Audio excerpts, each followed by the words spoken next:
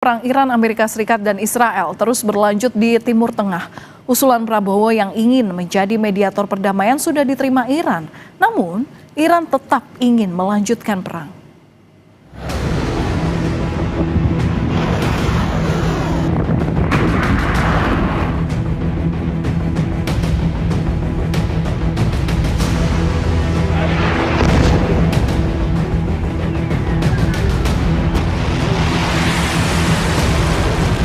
Perang di Timur Tengah terus berkecamuk. Belum ada tanda-tanda akan mereda, kendati tawaran untuk menjadi mediator muncul dari berbagai pihak, termasuk Indonesia. Duta Besar Iran untuk Indonesia Muhammad Borojerdi menyampaikan, pemerintah Iran sudah menerima usulan dari Presiden Prabowo untuk jadi mediator perdamaian. Namun Iran tegaskan tak ada lagi negosiasi dengan Amerika Serikat. Iran ingin selesaikan konflik lewat jalur perang.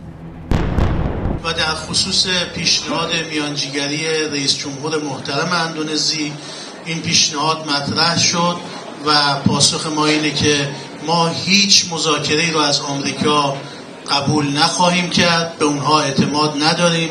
ما 3 بار با اونها مذاکره کردیم، به هر 3 بار در پایان مذاکرات یا در وسط مذاکرات به ما حمله کردند و ما تکلیف آمریکای جنایتکار و صهیونیست رو در میدان جنگ تعیین میکنیم. Menanggapi rencana Presiden Prabowo yang ingin menjadi mediator konflik Amerika Serikat dan Iran, Wakil Presiden Indonesia ke-10 dan 12 Yusuf Kala mengatakan persoalan Amerika Serikat dan Iran kompleks. JK juga bilang agak sulit bagi Indonesia untuk mendamaikan karena posisi Indonesia tidak setara. Ya, niat rencana itu baik saja, tapi ini situasi yang jauh lebih besar masalahnya. Ya, Palestina dengan Israel dengan Palestina aja tidak bisa sulit didamaikan. Karena dunia ini sangat ditentukan oleh sifat dan Amerika. Sayangnya Indonesia telah mengadakan perjanjian yang tidak seimbang, yang sangat merugikan Indonesia. Itu saja kita tidak setara Amerika. Bagaimana mendamaikan orang yang tidak setara dalam keadaan ini, dalam hal perundingan seperti ini.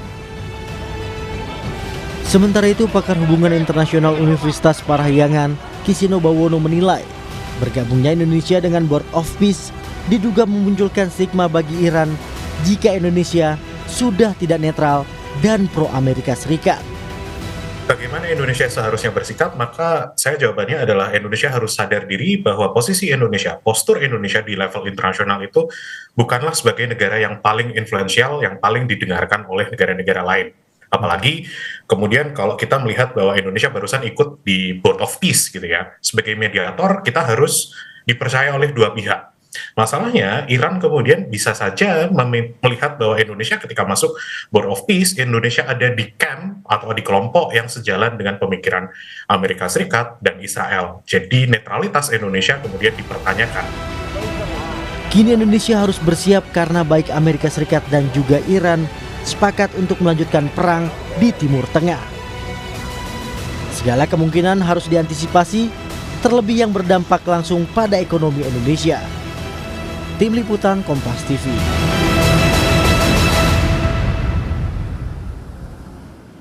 Saudara, perang di Timur Tengah berlanjut. Lantas bagaimana nasib WNI di sana? Kita sudah bersama dengan salah satu WNI di Iran, ada Bapak Asep Syaifuddin. Selamat malam Pak Asep, waktu Indonesia. Selamat malam Bu Palen, ya, selamat sore waktu Teheran, waktu Ankara. Iya Pak Asep, kami tentu turut berdoa masyarakat Indonesia untuk keamanan Anda dan keluarga di sana. Tapi untuk saat ini Pak, seperti apa kondisi Anda dan keluarga? Ya, Assalamualaikum warahmatullahi wabarakatuh. Alhamdulillah, saya sebetulnya hanya sendiri bekerja di Teheran, tidak membawa keluarga. Dan setelah 3 hari konflik perang tersebut, saya dievakuasi mandiri, mengajukan untuk evakuasi mandiri. Dan alhamdulillah dibantu oleh staf kedutaan di KBRI Teheran melalui jalur darat menggunakan bis langsung dari Teheran ke Ankara, Bu. Oke, jadi lakukan evakuasi mandiri dari mana dan saat ini Anda di mana, Pak Asep?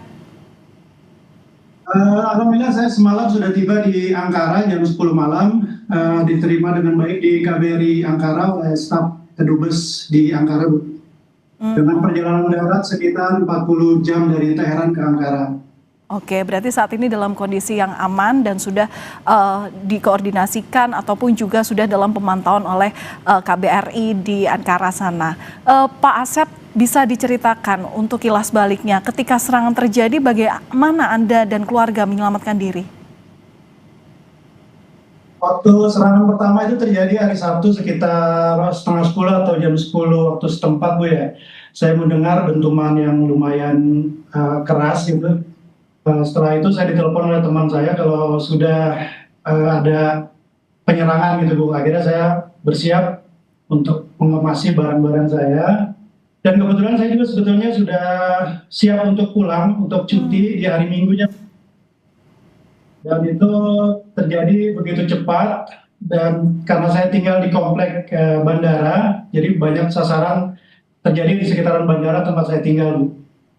Oke. Situasi di sana saat itu seperti apa? Anda berada di kediaman atau di kantor waktu itu?